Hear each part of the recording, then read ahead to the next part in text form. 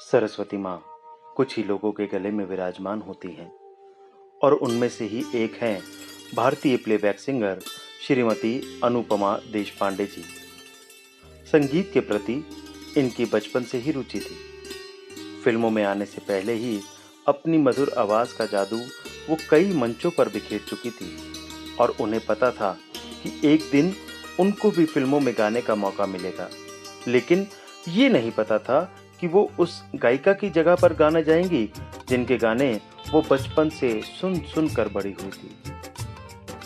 कहते हैं ना, आप अपनी सच्चाई और ईमानदारी से काम करते रहो, कोई ना कोई एक न एक दिन आपकी कला को सम्मान दे ही देगा, क्योंकि भगवान ने सभी के लिए कुछ ना कुछ अच्छा लिखा है जो समय आने पर हम सबको मिल ही जाता है।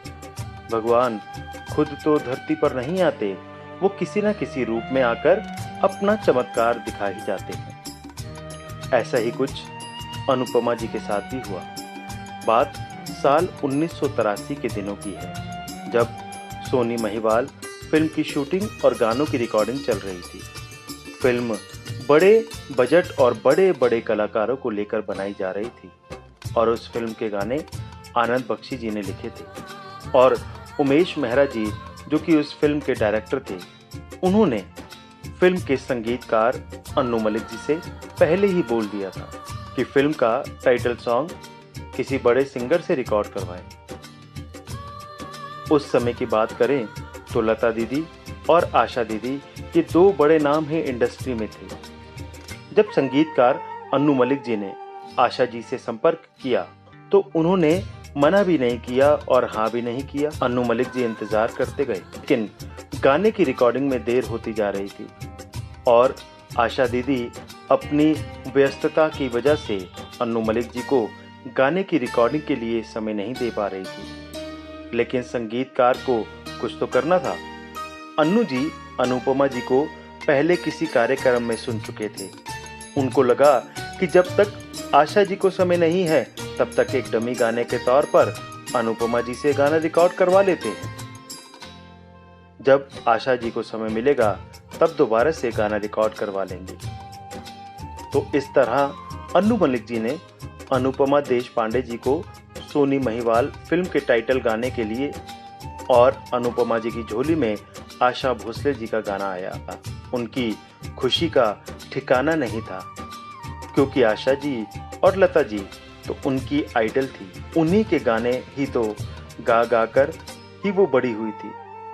अनुपमा जी ने भी सोनी महिवाल का वो गाना सोहनी चिनाब के किनारे बड़ी सच्चाई और ईमानदारी से गाया कि उनको पता था कि ये डमी गाना है, लेकिन बाद में जो हुआ वो इतिहास था।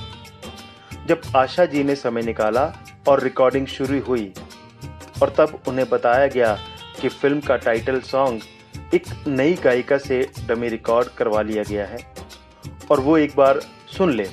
जब आशा जी ने वो गाना सुना तो वो बहुत खुश हुई।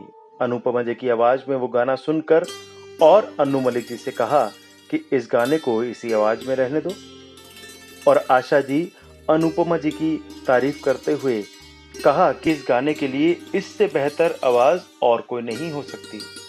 और उस फिल्म के बाकी गाने आशा जी से रिकॉर्ड करवाए गए। ये था उस ऊपर वाले भगवान का आशीर्वाद और चमत्कार अनुपमा जी के लिए, क्योंकि जब फिल्म 1984 में रिलीज हुई तो वह फिल्म उस साल की सफल फिल्मों में से एक थी और इस फिल्म को 3 फिल्म फेयर अवार्ड भी मिले, जिनमें से एक बेस्ट फीमेल प्लेबैक सिंगर के अवार्ड से अनुपमा देशपांडे जी को उनके द्वारा गाए हुए गीत सोहनी चिनाब दे किनारे से नवाजा गया।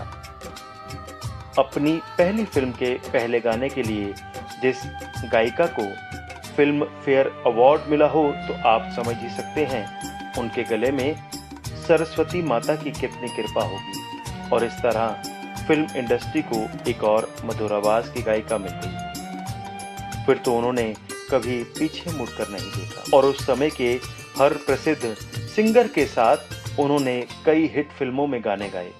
किशोर कुमार जी के साथ गाया हुआ एक गाना ओ यारा तू प्यारों से है प्यारा और तुमसे मिले बिन चैन नहीं आता मैं क्या करूं। उस जमाने के हिट गानों में थे तो माधुरी दीक्षित हो या श्रीदेवी, जूही चावला या डिंपल कपाड़िया, अमृता सिंह हो या अंजना जावेरी, सभी के लिए अनुपमा जी ने हिट गाने गाए।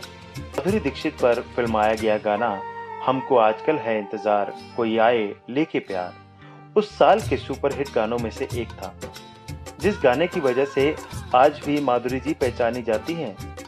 जूही चावला के लिए तुम मेरे हो फिल्म का टाइटल सॉन्ग गाया तो अंजना जावेरी के लिए तेरी जवानी बड़ी मस्त मस्त है 3 दशकों में ज्यादातर हीरोइन के लिए अनुपमा जी ने गाया।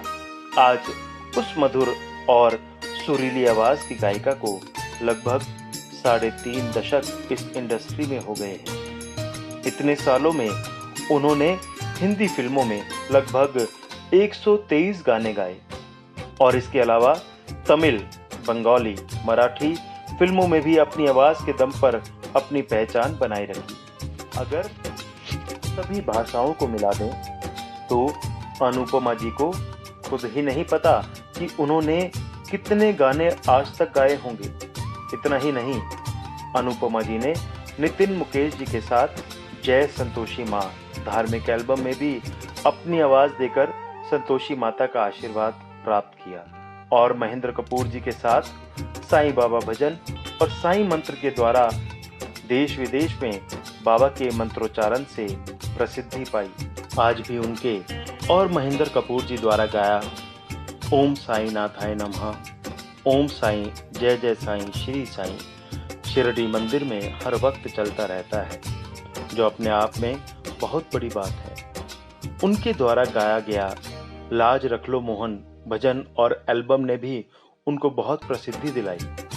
शिरडी संस्थान ने भी अनुपमा जी से बाबा की आरतियों की एल्बम रिकॉर्ड करवा अनुपमा जी की आवाज को साईं भक्तों के लिए अमर कर दिया। उन्होंने मोहम्मद अजीज और अमित कुमार जैसे प्रसिद्ध कलाकार हों या फिर कोई नया कलाकार, सभी के साथ फिल्मी और धार्मिक गाने गाकर अपनी कला का प्रदर्शन किया और उनकी आवाज की सफलता का सफर आज भी जारी है। जब अनुपमा जी की कुछ दिन पहले IATV के संस्थापक श्री राजीव इलवाधी जी से मुलाकात हुई और राजीव जी ने जब अनुपमा जी से अपनी संस्था के मिशन विजन के बारे में बताया तो अनुपमा जी को राजीव जी के विचार और संस्था का फ्यूचर प्लान बहुत अच्छा लगा और अब अनुपमा जी IATV के साथ मिलकर समाज के लिए कुछ बेहतर करने की सोच रहे हैं। जल्दी इनके द्वारा कुछ नया देखने और सुनने को मिलेगा।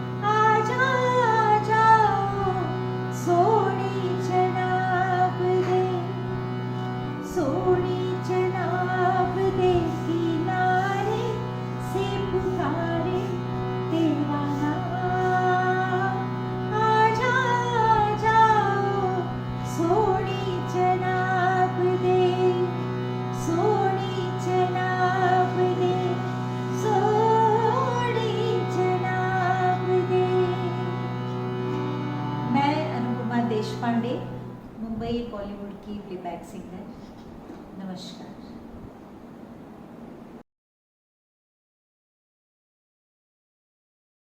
Directed and produced by Rajiv Ilwadhi. Voiceover by Ankush Madan. Script by SK Solanki. Video editing by Digital Birbal.